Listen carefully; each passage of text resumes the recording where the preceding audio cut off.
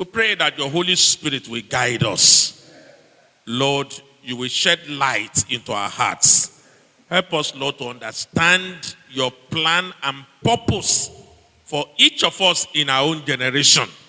And grant, Lord, that as we work closely with you, we may become more effective and more fruitful in your vineyard. Thank you, eternal rock of ages. Every form of distraction we reject and we rebuke them in the name of Jesus.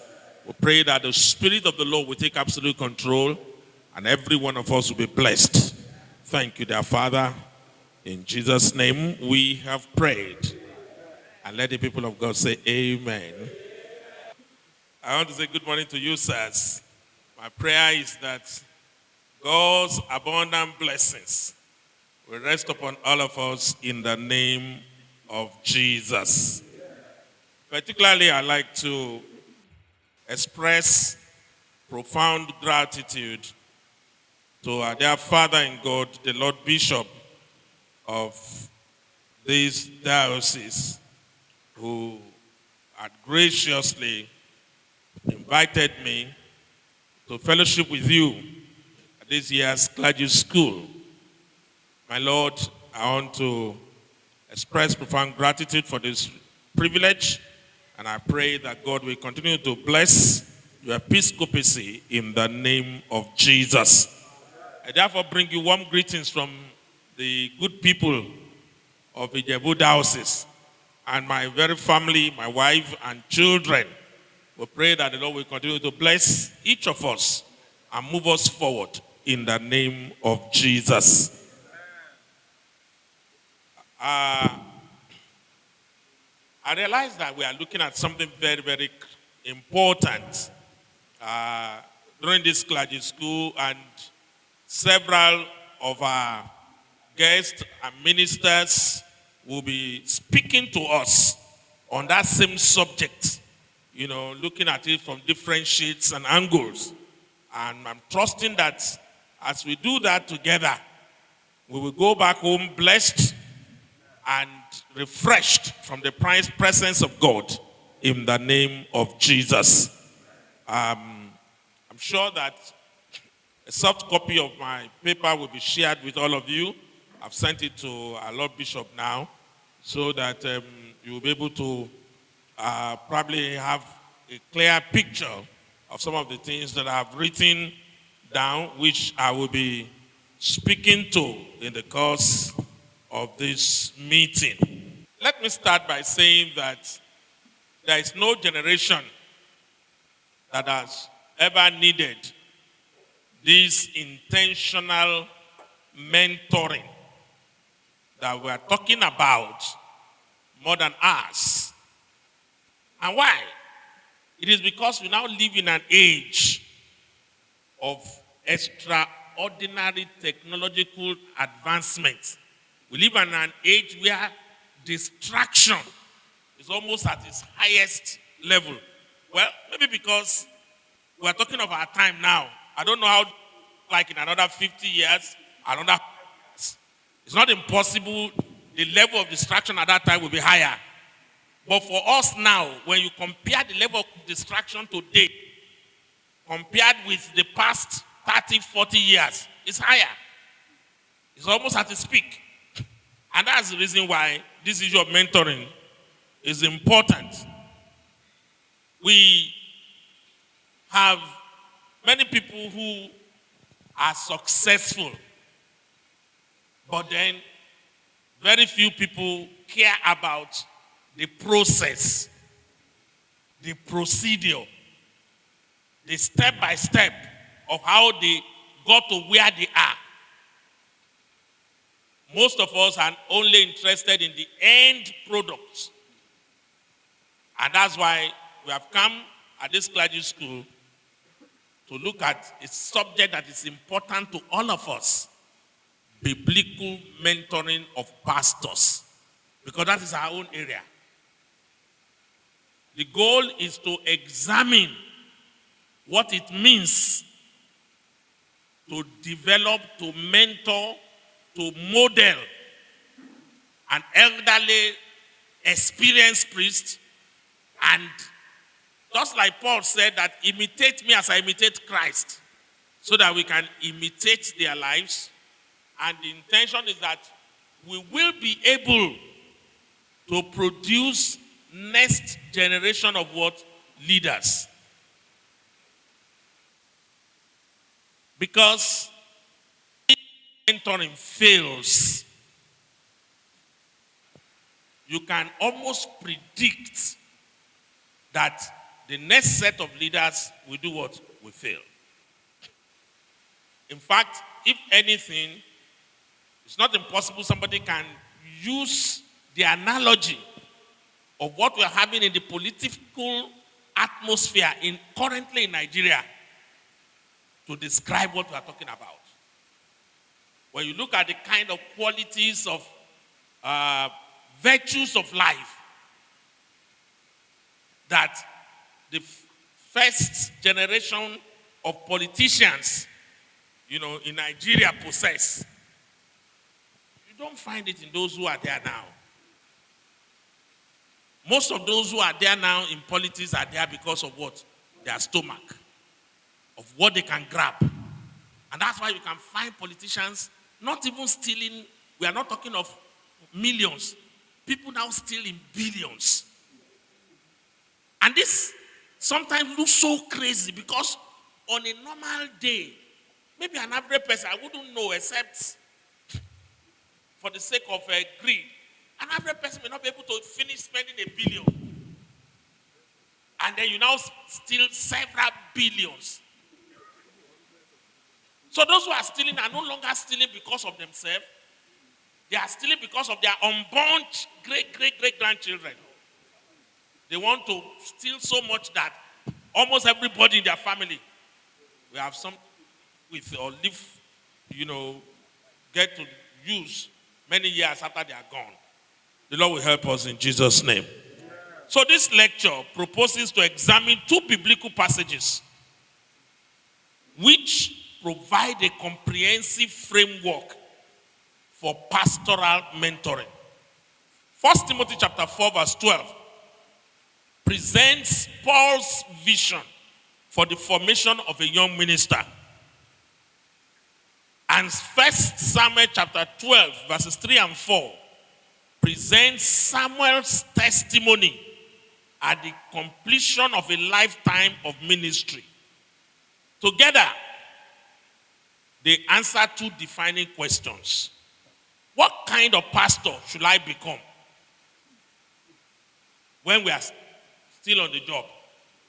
And by the time all of us will finish, which we can anticipate, what kind of testimony do I want to leave behind? Or should I leave behind? Biblical mentoring, therefore, is a lifelong process of shaping ministers who begin by becoming exemplary and finish by being found faithful. Every generation of the church has faced its own challenges. But our own age presents a unique combination of pressures. Several of our pastors today live in environments that is shaped by consumerism. That is, you have so many things calling for your attention. And most of these things have to do with, just satisfying the human lust, human pleasure. We have a celebrity culture. People becoming popular overnight and then gaining so many followers. Today, in the social media world, everybody is building what they call a community. They'll tell you, join my community. Join my community, join my Facebook, go to my bio. It's like everybody wants to now create a village of their own. Everybody is like an emperor in their own empire. And then you now begin to dish out information that you like to whoever is following you. So, and the more people you have, the more you trend. And maybe in order to make it look like something everybody should join, they monetized it. in such a way that now, even if you don't want to go because you don't feel you should waste your time there, the issue of money, the idea of getting money is likely to do what? Draw you, entice you. Because if you are able to create a community now and thousands of followers, before you know it, you begin to earn in dollars. And people now do that, and whether it is something that makes sense that they are trying to create in terms of the information they are trying to ask people to consume, or it's something that doesn't make sense, it's a different story. Because in some cases, for those who are on TikTok and so on, you discover that all they do there is show their nude bodies. For females, they dance, half naked, all sorts of things. And people who are interested in that kind of information or that kind of thing will continue to, post emoji, show that they are following them or they like their pages and so on. And they think they are gaining acceptance. So not because they are passing an information that could help those who are following them. It is only because they are looking for what? Popularity. They want to become a celebrity. So today, success is frequently measured by attendance, building online followers, financial prosperity, rather than living a holy life, rather than being faithful, or being a mature pastor that God called us to be. Consequently, many young pastors know how to build a ministry, but they don't know how to build a life. Building a ministry is like building a name. You just want to carve out a name for yourself. And that's why a lot of people tell lies on social media, particularly those who are building personal ministries. They create images of things that doesn't exist. Sometimes some of them will go and rent people who will give false testimony on their site in order to do what? Attract attention. And I know that some of us must have come across some of them. So, the crisis cannot be solved by merely offering more conferences. The New Testament consistently teaches that ministers are formed through relationship and as well through instruction in the Word of God. In Proverbs chapter 27 verse 17, the Bible says, iron sharpeneth iron. As a man does what? Sharpen the countenance of his friend. And the church grows stronger when experienced leaders intentionally invest themselves in young ministers. And one of the subheadings I like to look at today, I have titled The Making of a Minister. That is the formation. How does a minister evolve? Paul writes to Timothy, let no man despise your youth, but be an example to believers in word, in conduct, in love, in faith, and in purity. This verse is often interpreted as encouragement for young people, but in reality, it is a mentoring text. Paul is not simply confronting Timothy, he's trying to shape him. Notice that Paul never tells Timothy to demand respect because of his office. Instead, he teaches him to deserve respect because of his life. He said, let no man despise you. Don't let anybody look down on you. He's trying to tell Timothy that, look, you must earn respect by the way you live your life. Not because of your office, you begin to boss people around that they must say yes sir to you. But people will see your life in such a way that they will know that, look, this is a leader that is worthy of emulation. So, position may give authority, but it is character that gives credibility. Paul told him to be an example in speech. Do you know that a pastor's words reveal the condition of his heart? If you want to know somebody, let's take a situation where you met somebody newly. You don't know anything about him. All you need is sit quietly beside him and let him begin to speak. Within the first 10, 15, 20 minutes, you'll be able to say something about the type of person.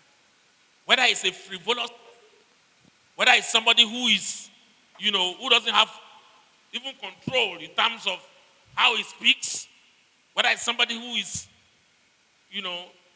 mannerless, a lot of things you can discover from his words. So a man's words reveal what? The condition of his heart. And that's why Paul spoke to Timothy and said, let no man despise your youth, but be an example to believers in the way you speak. Mentors must teach young ministers to preach faithfully, to speak graciously, to avoid gossip, to resist harshness, and to communicate with wisdom. Pastor must be able to speak with wisdom. The pulpit must never be separated from the pastor's daily conversation. Some people have what we can call a double lifestyle. When they are in church, they have the kind of lifestyle that they put up. But when they are outside the church, they have another lifestyle. Your lifestyle in the church, while you are conducting the service, should be the same with the kind of lifestyle you live when you are outside the church service. Because you should still speak words that are gracious, words that will bring blessing to those who listen to you. Paul said Timothy should be an example to others in his conduct. Conduct here means making his theology visible. Our congregations not only observe what we preach, but they equally observe how we behave. Integrity in private life strengthens confidence in public ministry.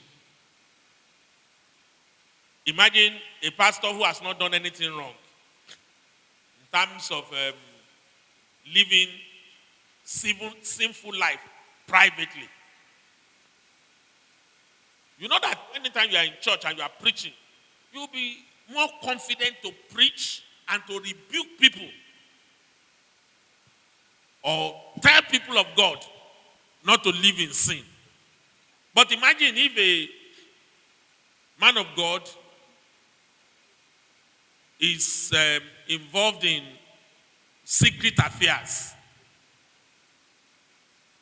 with women. And as the man of God is trying to prepare to go to the pulpit to preach, you suddenly discover that one of the women that you have been sleeping with comes into the church. Do you think that man will have boldness to say that people should not commit adultery during that sermon? He's likely going to avoid that area. Because one of the women that he himself is sleeping with is what? In the congregation. If the woman is not there, yes, he may try to do bragado. But immediately he looks around and you cite that person. And you are now saying You should not do this. That person too can be looking at you like that. You are likely to think if he chooses to stand, raise up his hand to say, Oga, can you please confirm this? So in order not to create a sin, you may preach about other things. Equally, if a man is doing all these 419 that they use phone to steal people's money, and you have a group of people that you do it together around in the church, you cannot preach about it. What gives confidence to your public ministry is a private life that is what? Holy. So integrity is very important. And he said it should be an example in love. Without love, ministry becomes management. The pastor must reflect the compassion of the good shepherd. Matthew chapter 5 verse 16 says, let your light so shine before men that they may do what? See your good works and give glory to your Father who is in heaven. People should never doubt that you love them. Paul told Timothy to be an example in faith. Faith sustains ministers during criticism, disappointment, and uncertainty. Young pastors must learn from seasoned mentors how to trust God through both abundance and adversity. And it's supposed to be an example in purity. Purity extends beyond sexual immorality.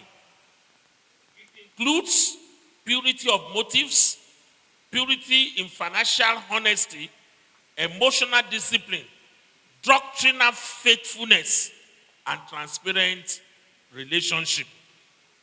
The church desperately needs ministers whose private lives honor Christ that they publicly proclaim. And maybe to buttress this, we will quickly go to 1 Samuel chapter 12, which is another passage that serves as test for this theme. Can somebody read 1 Samuel chapter 12, verses 3 and 4 again?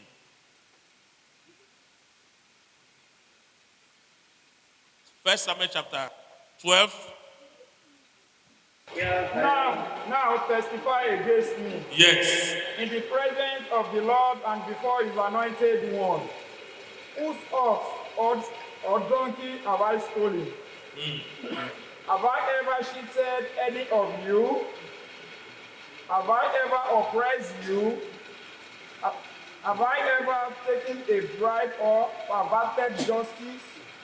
Tell me, and I will make right whatever I have done wrong. No, they replied, you have never cheated or oppressed us, and you have never taken even a single bribe. Thank you.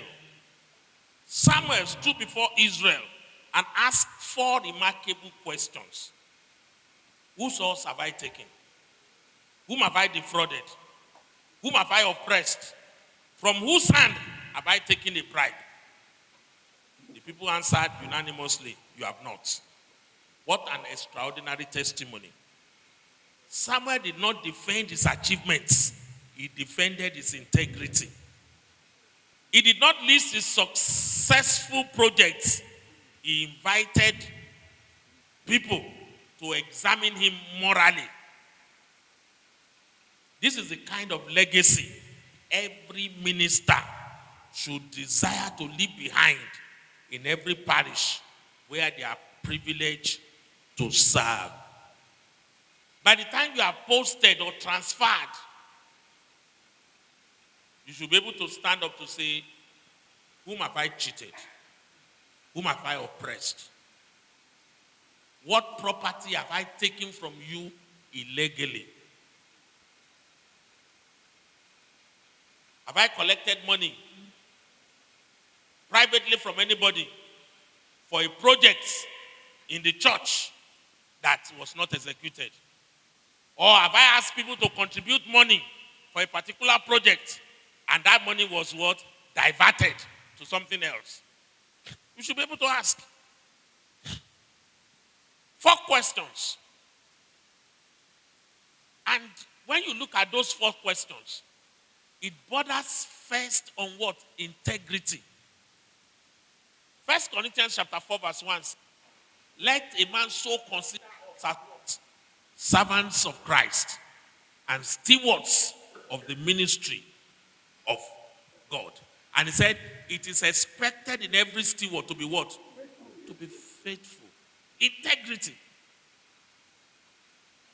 One of the challenges in our generation today is that many pastors seek to be successful. They are not pursuing being faithful. And when you look at the words of Jesus, when the Lord Jesus Christ told us the parable of the judgment, the last day judgment, he said when people will appear before the throne of God for judgment, he will say to some people, well done, thou good and what? Faithful servant. Not thou good and successful servant. Thou good and faithful servant. Enter into the joy of your Lord. Why many people are pursuing success? God is interested in what? Faithfulness. And that's why little can be much as far as God is concerned. God is not interested in sometimes the large numbers. If there are many and the work has been done properly, glory be to God.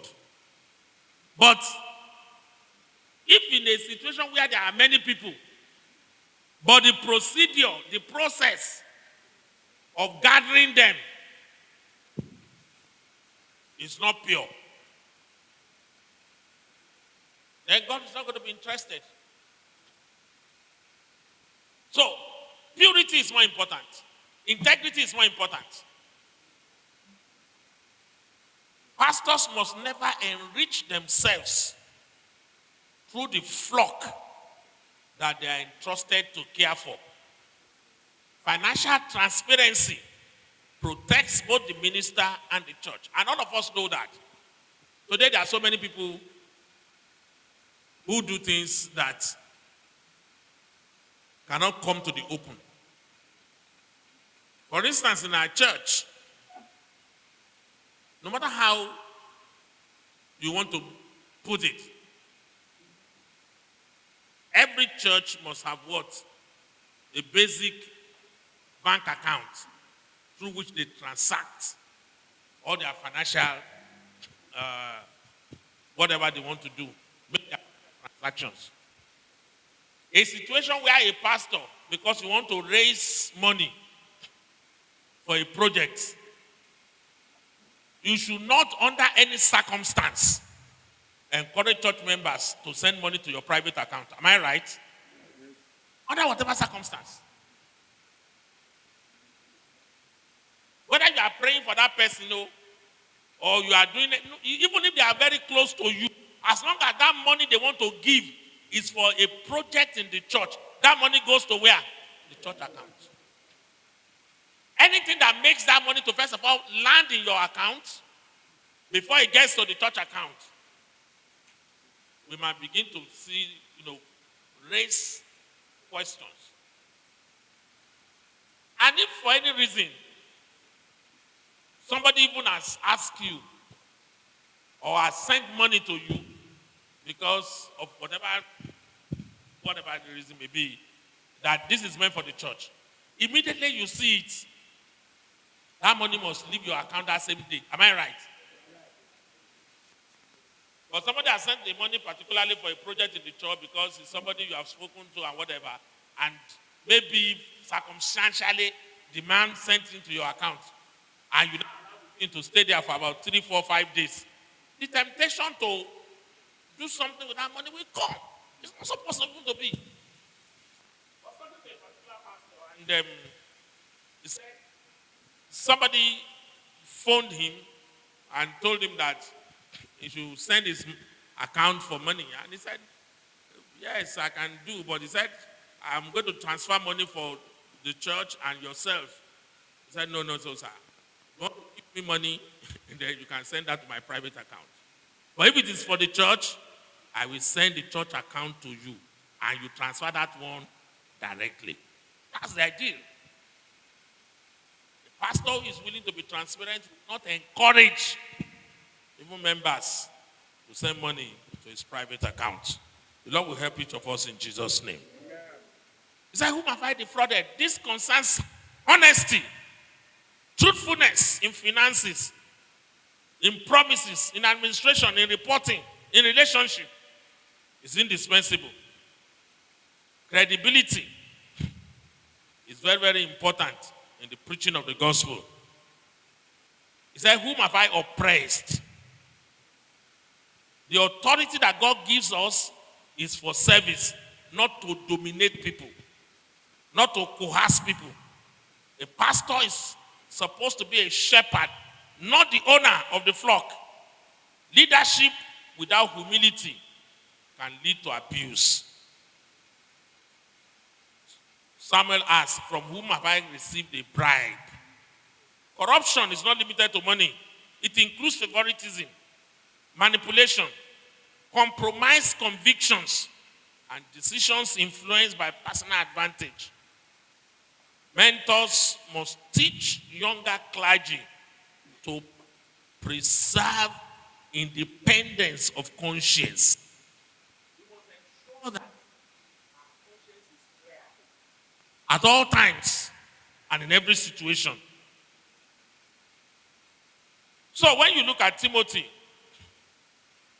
the words of Paul to Timothy and that of Samuel to the people of Israel, it represents the journey of every pastor. These two passages beautifully complement one another. Paul asked, what kind of minister are you becoming? Samuel asked, what kind of testimony are you leaving behind? Timothy describes formation. Samuel describes vindication. Timothy teaches preparation. Samuel demonstrates perseverance. Timothy concerns the beginning. Samuel concerns the ending. Mentoring, therefore, bridges these two realities. Its purpose is not merely to help pastors start well. Its purpose is to help them finish well. Maybe at this point, we look at the structure of our church. You've discovered that in an average Anglican church, we work together. Even at ordination, there are some questions that are put to us. If you live in the authority of the scriptures, you will say yes. They will tell you that, are you willing to submit to the authority, personal leadership of your bishop? You will say yes. Are you willing to work with other ministers with whom you are going to serve? You will equally say, I will, God be my... Because they expect that in the discharge of your duties, you must be a team player. Nobody is an island. Nobody knows it all. Nobody can build the entire house. No matter how anointed, no matter how good, no matter how well skilled you are, you will always need other people to work with. Relationship. And when you look at the structure, averagely, in most of the archdeaconry headquarters, you find somebody who is the archdeacon, and you find somebody who is an assistant priest or a curate or whatever kind of designation we use, who works with him. So sometimes in a parish, there can be 2 or 3 pastors working together. And there must be what? Harmony. There must be, a good relationship between them. Whenever there cannot be progress. The member of the church don't know the difference between us Even they know that, yes, this man is the leader. In most cases, because the leader who is the archdeacon, they may not want to go to that person. They may go to the youngest person and they now ask some questions from you. Either, we don't know anything, no. It's only Baba that knows everything. You're already trying to show to them that you are not together. And the reason why you are there is to learn. Those of you who are leaders who have been placed as, archdeaconry leaders, it is our responsibility to be able to gather those that we work with. You know that, okay, maybe let's even still come down to some practical examples. Averagely in a parish, when there are about 2, 3, 4 pastors, or maybe in the cathedral, it's expected that at least there must be synergy. And one of the ways you create that synergy is that there must be occasion or time that you set apart, even if it is once in a week, to do what? To meet. An archdeacon with 1 or 2 assistants that are working with him, you now look into your schedule for that week. What do you have? Whether there is an occasional service at the weekend, whether there is, somebody who is having a naming ceremony during the week, whether there is a bad day or whatever. You all go through the diary, the schedule of events, and everybody now will know what to do. Those are assigned. Who is responsible for morning prayer, maybe on so days, those who are assigned to do this, midweek programs, all those things must be discussed. That is mentoring. A situation where somebody who is leader cannot be humble enough to gather those who are working with him to discuss this kind of programs weekly, then you are not doing what? Mentoring them. Because the intention is to do what? Help those who are under you to grow up. Learn the culture of how things are done. When you do that, weekly, everybody in the parish will be familiar. Those who are working together in the parish, they will be familiar with whatever you have to do. It will be difficult for somebody to meet somebody during the week, and that person will say, only Baba can say. No, because there has been a forum for you to do what? To discuss. Even if you don't have the right information at that time. Except that person is having issue. If not, the best response will be, I may not be able to provide a comprehensive answer, but I will go and find out from my archdeacon and I will get back to you. Because you know that there is always a channel of what? Information. There is always a forum. You are free to speak to whoever is the boss. Then, in an average archdeaconry, there is what we call archdeaconry board. And in those places, apart from the ones that brings even the lay people and the clergy in that archdeaconry together, there is still a staff meeting that comes between king and what? The clergy in that archdeaconry. If that happens, it provides another platform for the archdeacon to be able to know what is happening in all the churches within that archdeaconry. In the event that the bishop should give a phone call and ask Mr. Archdeacon of so place, what is happening in so church? It will be odd for the man to begin to say, it's actually a long time that I visited the place. It's actually, I really don't know what is happening. That will be odd. When there is, and for most of us again, with the privilege and the, advantage of social media, ordinarily, there should be a platform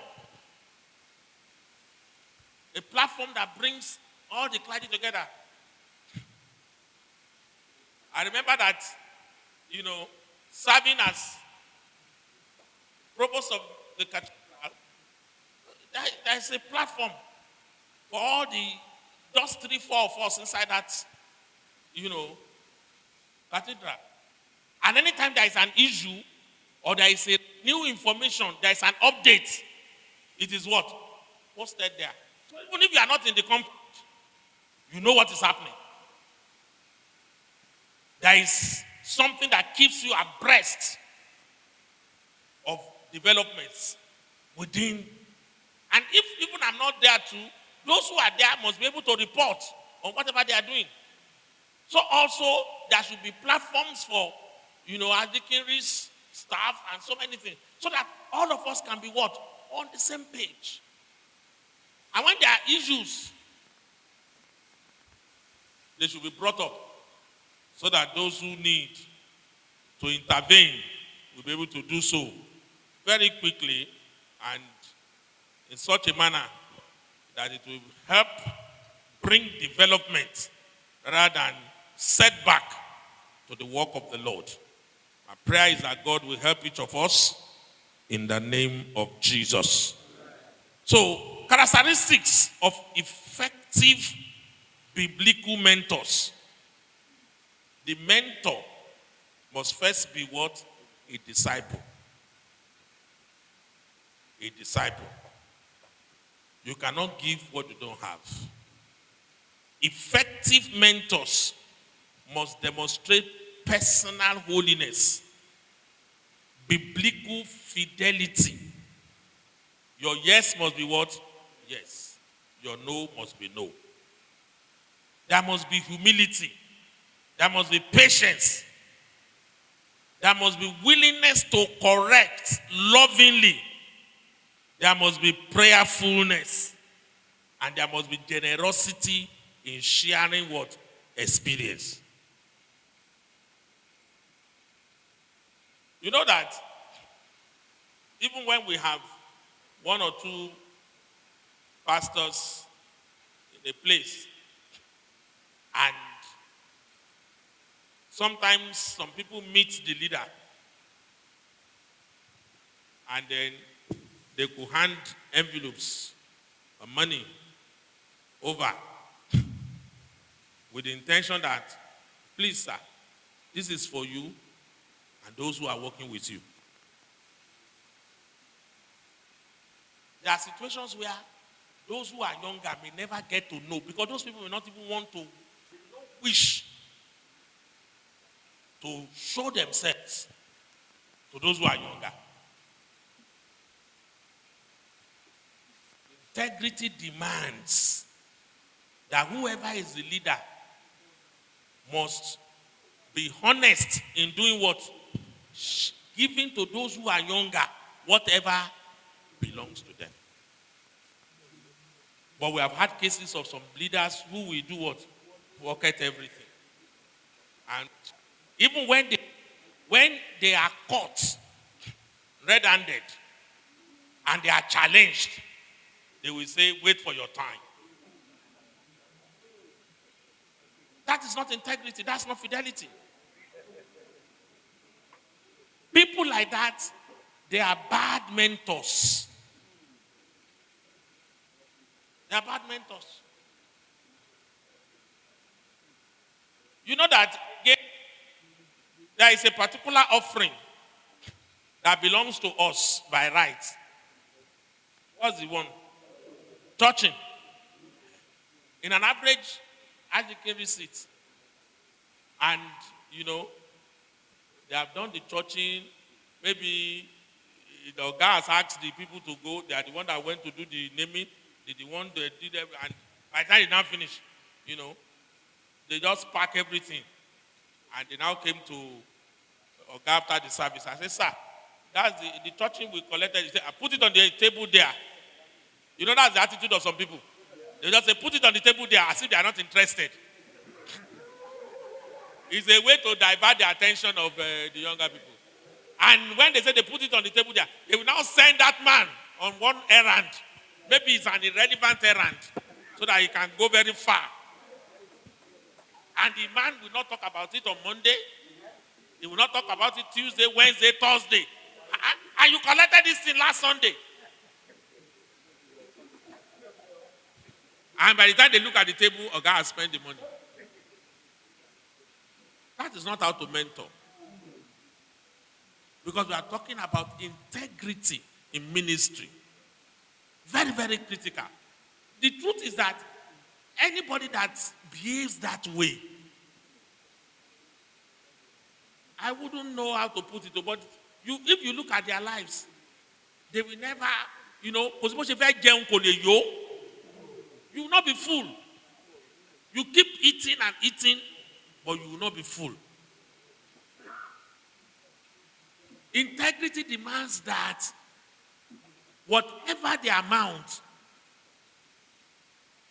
even if you are interested, you really need money, take whatever you think belongs to you. In fact, for those who are quite mature, what would they do? They will ask the younger person, you people go and sit down, share it, and whatever you think belongs to me, bring. And you know that if you find a mentor who does that, in most cases, you get the lion's share. Because the younger ones will go and say, out of this 10,000, let's go and give Oga 6,000. Even if there are 3, they may decide to take 2,000. But since they are the one that shared it, you are not the one that shared. You have not oppressed them because they are the one that voluntarily decided that this must go to. And if they ask them, how much did you? No, come back, come and take addition. Be prostrating and thanking you as if you are something great for them. Whereas it is still their entitlement that they have what? Collected. But they will be speaking so well about you. And they will honor you for the rest of their lives. Anytime they have to remember you, they say that Oga is a very wonderful man, very, very generous. But they will remember some Oga, the first thing they will say, he's a very selfish man. Very, very sweet.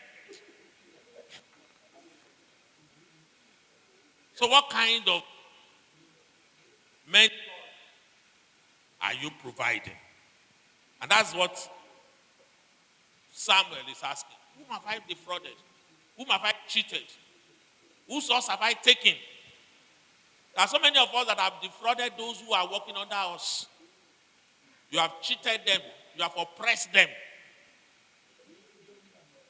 It's an opportunity for us to reflect and make amends where necessary. The Lord will help us in Jesus' name. I put a table here, which I think you may be interested in. And I try to identify how many people, some few people in the Bible that served as mentors to others. For instance, the story is told of how Moses mentored Joshua in Exodus chapter 24 and Numbers chapter 27. And the purpose is to teach leadership succession. He taught Joshua leadership. You remember the story when he said they should get 12 people from the various 12 tribes to do what? To go and spy out the land. And Joshua and Caleb were part of it. It's a way to develop the leadership skill inside them. Even though when the 12 returned, 10 said that we cannot do it. Only Joshua and Caleb stood at the other side and said, with God on our side, we are able to go and take over that country. And indeed, they did. With God on your side, you can move mountains. You can overcome challenges. You can go places. Because one with God is what? With majority. So, that is what we mean by mentoring. So when you give even assignments to younger ones, you are mentoring them. And when you do, you will be involved. There are some of us who will never give even thoughts to younger people who are under us because you are thinking that they cannot do it. They don't know how to do it. How will you know how to do it when you don't start doing it? You learn how to do it by doing it. Am I right? That's it. That's the principle of life. You learn how to do whatever you are doing by doing it. President Tinubu has never been president of Nigeria before. But he's today learning how to be a president while he is on the job. When you became a husband, did you know how to be a husband before until you married? You are never a husband. It was when you got married that your status changed to become what? A husband. And you learn how to be a husband while doing the job of a husband. You learn how to become a father when you give birth to children. Am I right? Most of us don't have the privilege of, first of all, going to bring somebody's children into your family to begin to train them in order to learn how to be a good father. It's when you give birth to your own children and you are doing two things at a time, or even three things. You are a father to your children, a husband to your wife, provider to the entire family. Because when mommy needs money, mommy will call you. When children need money, they will still call you. And God has been helping you. And that God will never abandon you. He will continue to provide for you in the name of Jesus. So you learn how to do it by doing it. So there is no assignment that anybody cannot do. If it is wedding, if it is counseling, if it is this, give that young person the opportunity to do it. And when you have the goal of mentoring, tell the person, by the time you finish, let me know how everything went. So he already knew that he has to come back to do what? Report to you. So he will be extremely careful so that he can give a good report. So don't shut people down. Don't sideline them. Don't make them feel that they are not capable of doing anything. He says, I can do all things through what? Who strengthens me. The Lord will help each of us in Jesus' name. The 12 apostles, if you look at the Lord Jesus Christ, one day, I think even the story in Luke chapter 10, they said he called them, appointed them 2-2, and said, do what? Go into the villages. When you see somebody that is sick, put your hand on them, pray for them, they will be healed. If you see somebody blind, pray for them, their eyes will open. If you see somebody who is possessed, command the evil spirit to go out, and it will happen. And Jesus did that, and the disciples did that. When they came back, they said, Oga, it worked. Even evil spirits, they are doing what? They said they are bowing out. They were screaming and getting out. When we rebuked them in your name, they were so happy. And Jesus said, rejoice not because of that. Rejoice because your names are written where? In heaven. If Jesus did not send them to go and do it, they will not know they can do it. You see, the Lord Jesus trusted them. So all of us too, we are supposed to raise those who are behind us. Because we are not going to be here forever. Imagine the time that, all these elderly ones who have served the Lord in various capacity in his vineyard. When they were there,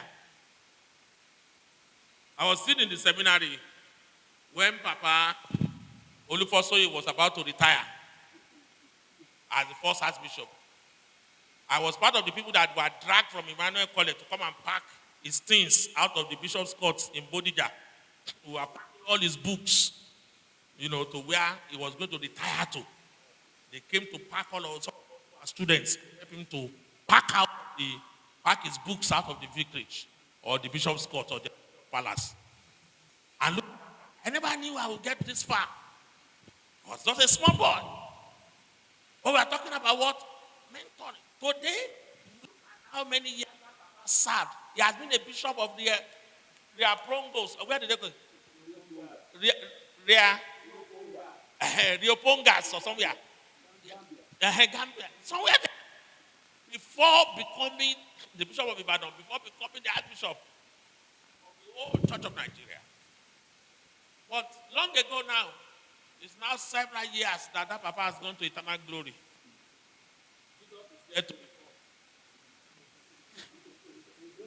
Yes. Because the church will continue until Jesus what?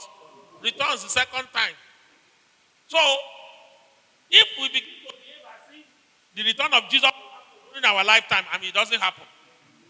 Some of the children that are yet to be born will still become bishops, priests, and later become bishops or archbishops. If Jesus did not return in another 50 or 100 years. And the Bible says none of us know the time. Am I right? So what I'm trying to say is that we have a responsibility, yourself and myself, to raise the next generation of leaders. Those who will take over from us. No matter how good you are, you will remain in that capacity for life. Even if you are good and they have said, okay, we want you there. By 70, Church of Nigeria, we ask you to do what? To go to your house. With anointing, they will tell you, we are very grateful. Thank God for your anointing. You can go and be using it in your house. Amen. So we owe this church a responsibility to do what? Develop those who will do what? Take over from us. And that is why you don't close your eyes when you see somebody doing something wrong. Particularly if he's a young priest. He may not like you, but tell him the truth. That what you have started, if you continue this way, it will not help you. Because if you don't rebuke him or stop him from doing it, it means that gradually they will pollute the entire system. And in another 20, 30 years, when you are no longer there, people that will see them will think that that was the way they used to do it. They will not know that he is the one that brought something new that was not acceptable inside.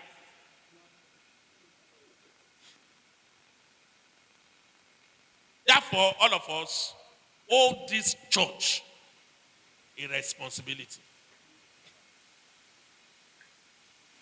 I may not know too many people. I know he has been a chaplain for many years.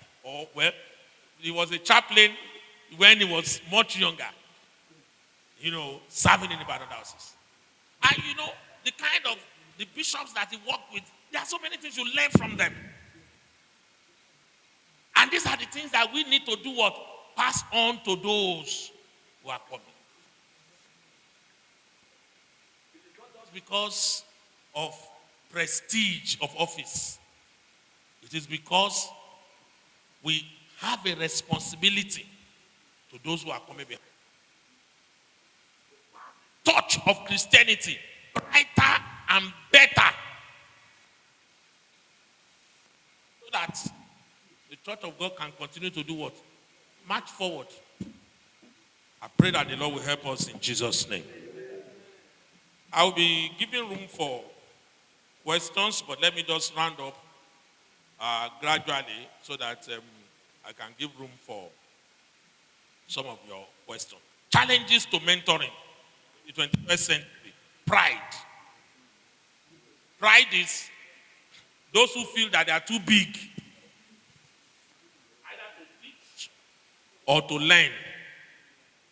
Or when somebody feels that they are self-sufficient, they know everything, they don't want to learn from others. Moral failure. When people continue to commit sin recklessly and they believe that nobody should correct them. Or when somebody becomes too busy. Some people can become too busy to learn. You remember the story of Mary and Martha when they were serving Jesus. Jesus went to the house of Mary and Martha. Luke chapter 10, verse 2. They said that, Martha was busy, running around to cook and everything. Jesus said, Martha, you are too preoccupied. Your sister has chosen a very good, because that other one sat down listening to who? To Jesus. Was learning at his feet. So must be that kind. Don't be too busy. Some people work with organs who are very good. But by the time they now discharge them to become priests of a parish, they begin to do things that are, wrong. And you begin to wonder, but I know you served under so person. How did you turn out to become this way? It means that while you are there, you never learned anything. You are busy running around because of other little things. Maybe because of the coolers that are coming in, because of some people are just around the matters that has to do with food. They are the food prefects. Anytime they bring those coolers, they are the one that will know how to share it. And sharing the envelopes. You must learn the procedure, the process of conducting service, how to do administration. Because for anybody who is a serious parish priest, you will know that administration is at the heart of the work of the Anglican Church. Apart from you being able to preach, being able to pray, being able to conduct revival, being able to jump up and down, with all that, they will clap for you. Thank God for the anointing. But if you don't have administrative experience, you'll not be able to manage a parish. Have you been in a situation where people accepted 2 services at the same time? Has it not? Because sometimes when people are not careful, somebody said, I'm going to have, last Saturday in August. And you said, no problem, sir, no problem. You did not write it down. You agree with that person. 2-3 weeks. Maybe the first one that told you, spoke to you in February. August is still very, very far. That's your thinking. And you fail to write it down. And sometimes April or June, another just met you and said, my daughter's wedding is coming up last Saturday in.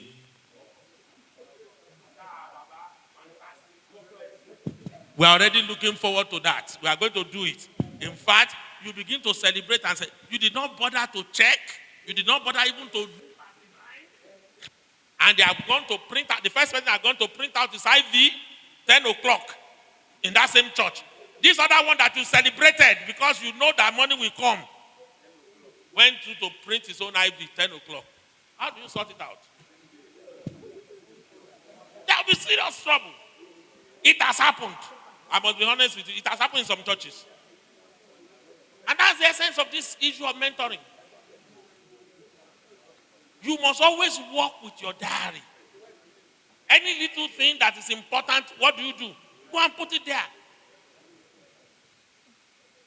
When somebody contacts you on phone and tell you that we are going to have this bad day on so, there's going to be this, you thank them and appreciate them and say, sir, if you don't mind, I'm going to get back to you to confirm this date and time after checking my diary.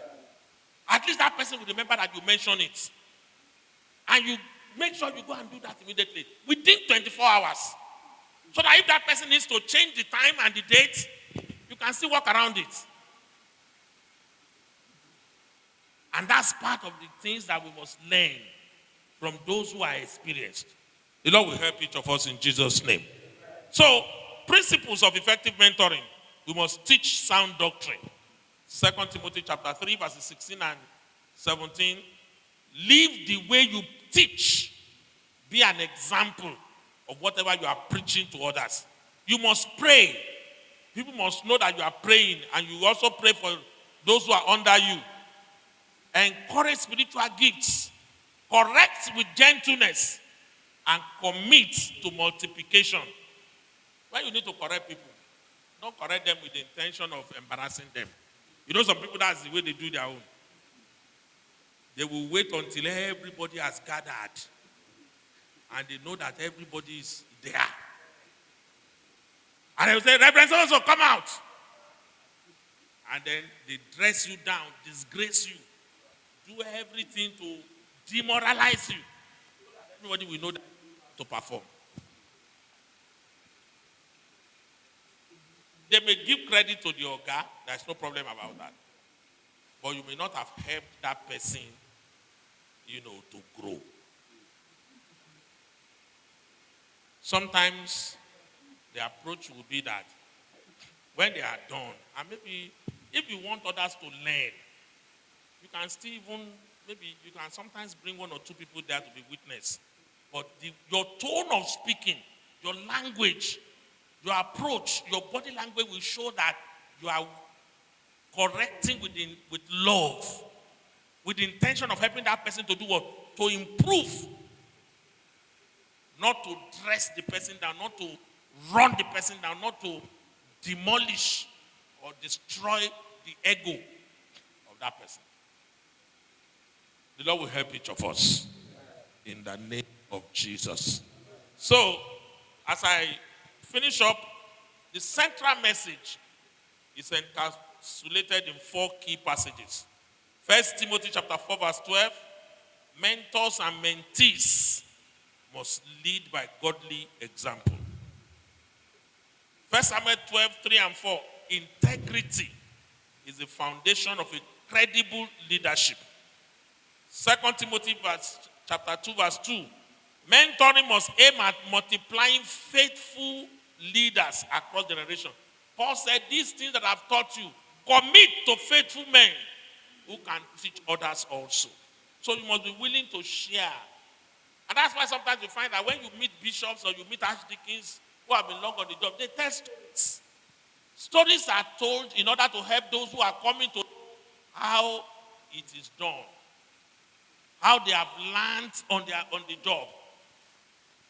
Today, a number of things I do, when I meet some circumstances, I just remember that, yes, when I was with so person, this was how he did it. So, you learn and you equally teach others. And John chapter 13 verse 15, Jesus Christ remained the supreme model of mentoring. I have set you an example that you should do as I've done. So Jesus is our ultimate example. We should follow Christ in all things. And I pray that his name alone will be glorified in our lives in Jesus' name. Thank you for listening. God bless you.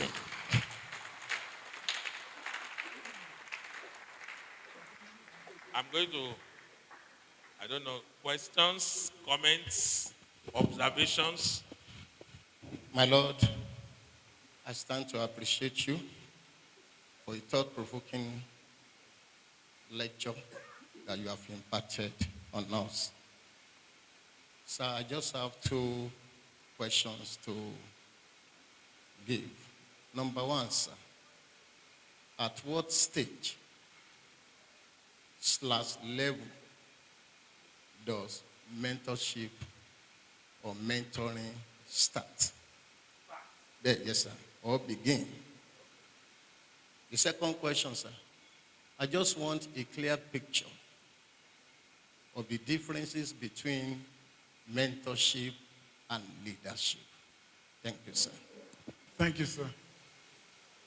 My question has to do with experience I have with some big pastors in the country.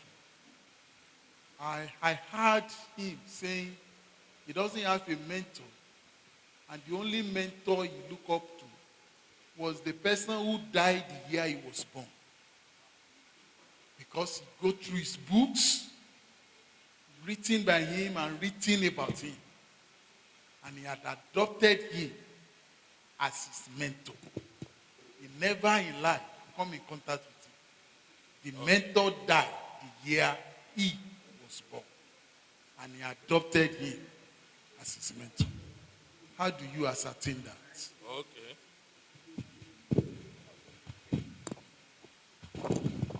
Thank you, sir, my Lord. In the presentation, sir, you highlighted some heroes of good mentoring, both in the Old Testament and the New Testament. But I want to ask, sir, can we bring in Job into this scenario. Job. Job, sir. Okay. Owing to his relationship with his family and with his estranged friends, sir. Okay. Do we have any other questions? Do we just answer these ones and see how we go? Well, for instance, there is nothing that is wrong in bringing Job experience because you are looking at a particular aspect of his life. What can we learn? That at a point in time, Job was saying that even though he slay me, yet I will trust him. I'm not going to change my ways because of him. You know, even when his wife was telling him that he should curse God and die, he refused. His friend told him to do that, he refused. And the Bible later told us that the later end of Job was better than his beginning. So, he has set himself, Lord, as what? As an example of somebody who trusted God and was never put to shame. So, there's nothing that is wrong in that. Now, somebody mentioned the fact that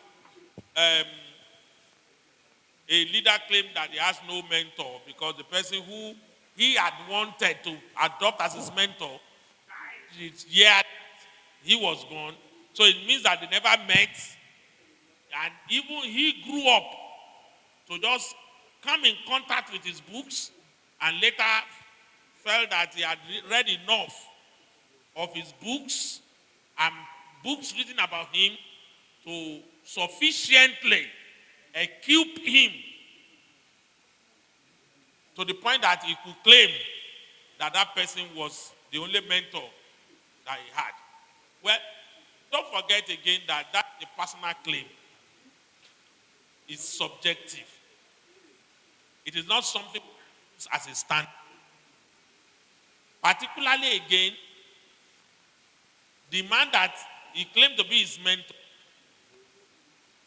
I don't know whether you knew him, but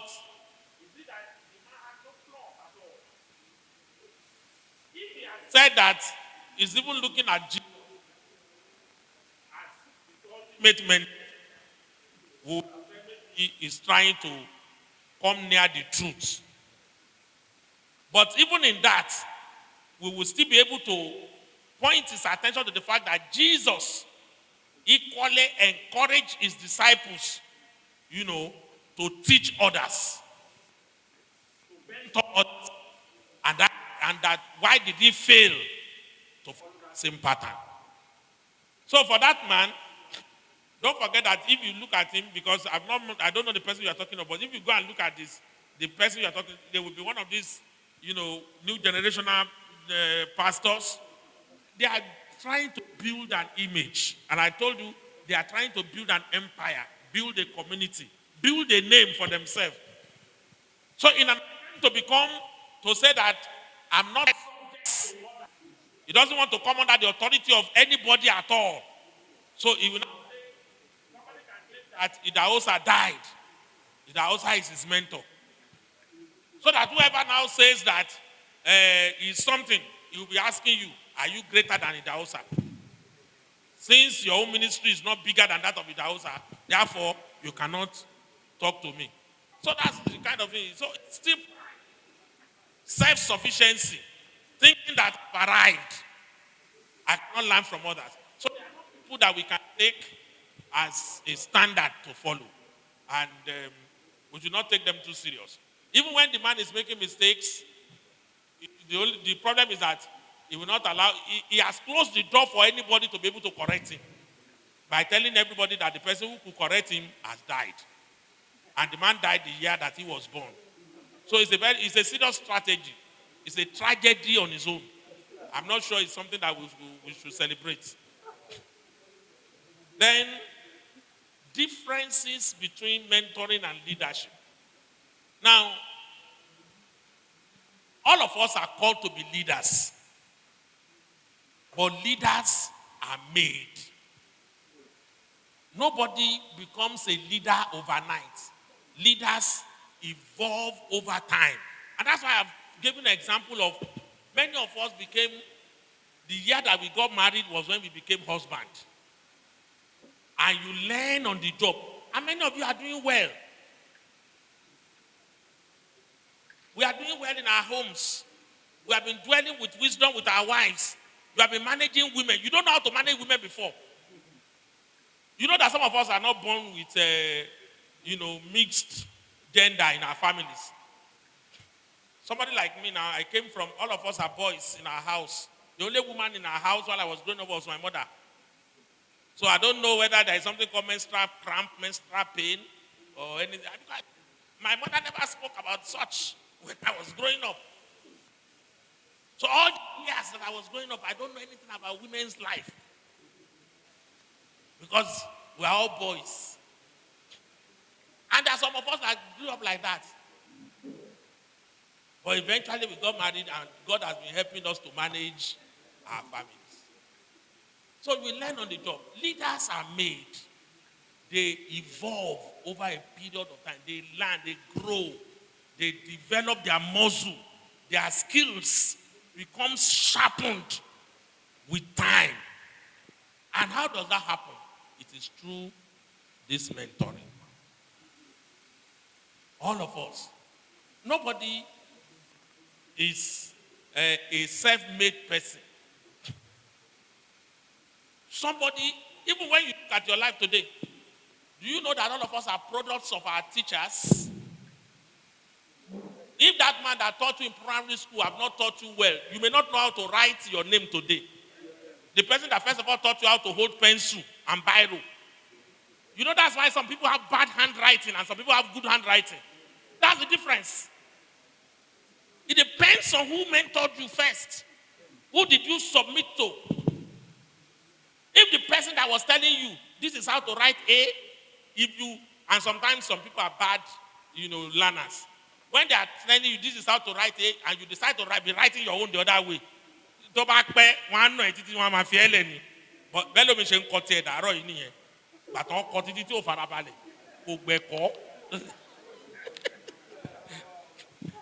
the trouble. But some of us now, some people can write very good lettering. It is as a result of what? Learning from those who taught you, those who mentored you, those who first of all held your hand and told you that one the fallacy way you were 2D, charity were 2D. And when they do those books that have boxes, when we are doing arithmetic, your letter must not go outside that box. If you do, they will beat you. Those are the things that formed you to become who you are today. Mentoring. We all learn. Nobody.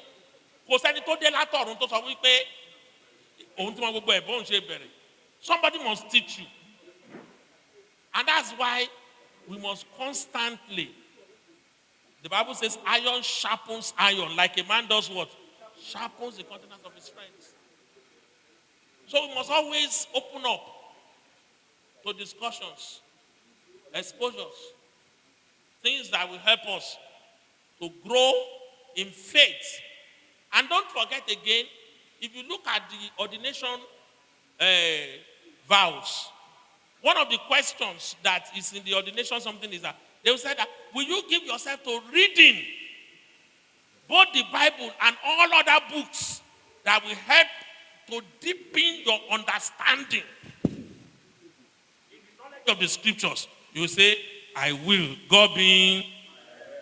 Because they expect that it's not only the Bible alone you should read. You should read other books that will add to your knowledge, that will help you to stay informed. Maybe I give an example. When I was much younger, in my primary 2 days, and I will say this in Yoruba, we don't have the, when I was still in primary school, there was no resident vicar in our church. Ṣùgbọ́n tó bá ti fẹ́ gbàdúrà, ara nǹkan tí mo rántí kọ́ máa ń gbàdúrà ńgbà yẹn wọ́n sọ wípé a gbàdúrà fún gbogbo àwọn ọmọ wa tó wà ní orígun mẹ́rẹ̀ẹ̀rin ayé. They were talking about ayé ní igun mẹ́rin. That was the concept. Mo máa ń rántí pé bó ṣe máa ń pè nìyẹn. Wọ́n á sọ pé igun mẹ́rẹ̀ẹ̀rin ayé. Now, geography, nígbà tá a dàgbà, ń ṣe ló sọ fún wa pé the world is spherical, it's not rectangular. Do you see now? That is knowledge. Knowledge.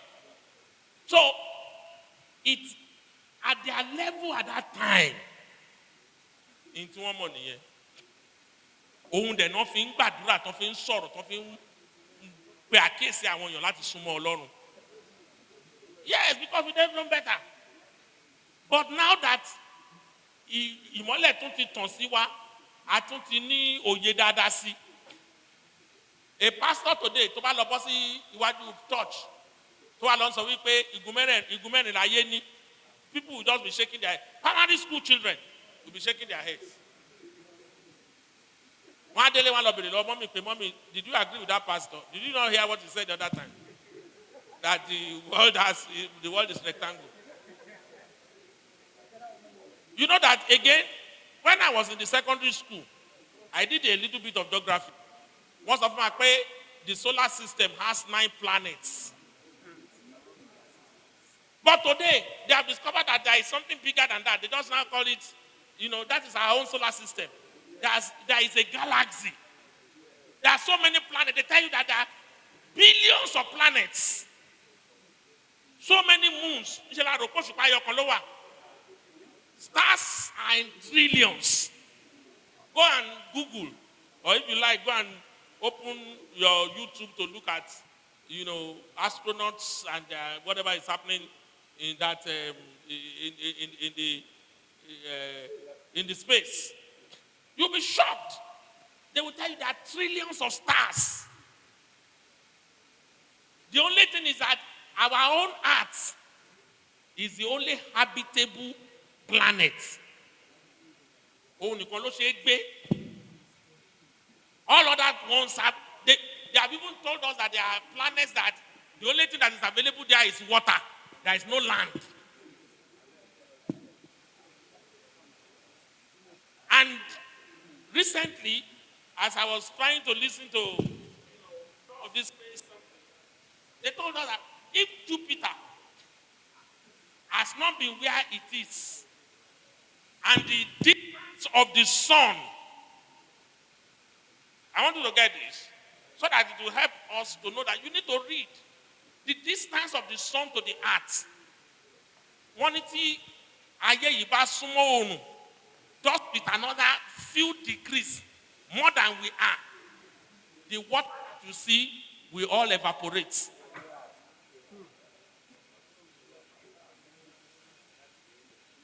If we are a little bit far than we are, they will lose what they call gravity. The gravity, you know that spherical.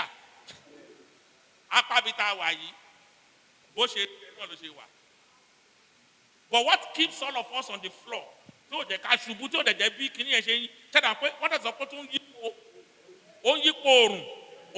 rotate on its own spin? What keeps you on the floor? And this building is because of the gravity. There is gravity that God has created within the system that is like a magnet.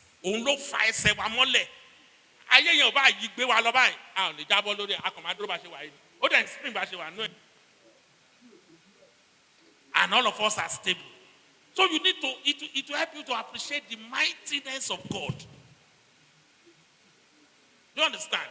But you need to read to understand so that you can't get to the pulpit and begin to talk as if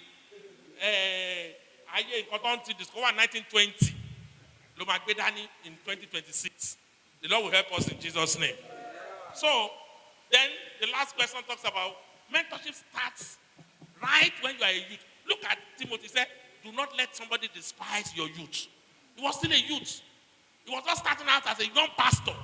So for us, immediately 30% we share, your mentoring starts. We keep on, it's a lifelong process.